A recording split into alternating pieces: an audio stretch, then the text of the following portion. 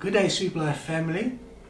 One of the things that sticks out for me in the prayer that Jesus taught his disciples to pray, which we call the Our Father, is the phrase, "Let thy kingdom come, thy will be done on earth as it is in heaven."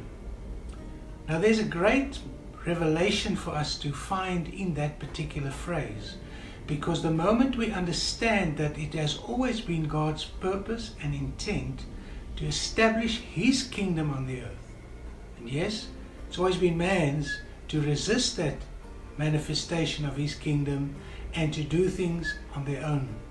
When the Israelites were led out into the desert, it was God that was leading them. And God appointed leaders that would represent him and would give direction and guidance according to his instruction. But man desired to choose their own king. And that's the same until today. But the fact is, once we understand that the will of God is not to dominate the earth, but to rule and reign in this earth according to the pattern of the heaven.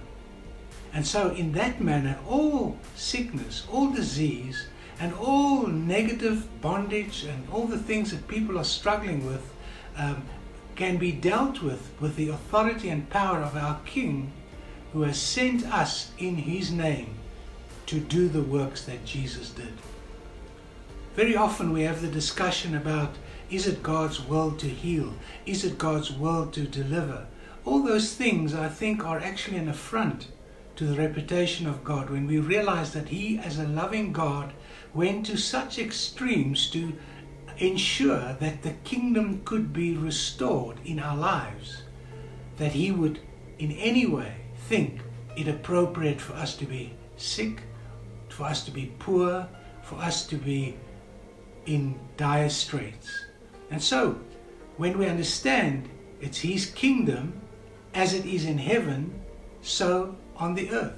And in the kingdom, there's definitely no sickness. In the kingdom, there's definitely no poverty. In the kingdom, there's definitely no bondage. And so we need to enforce that kingdom that Jesus prayed the prayer for, and that we shall see come to pass as we, as the body of Christ, begin to allow Christ's life through us to enforce what Jesus came to pay for on the cross. Well, that's my insight for today. God bless you.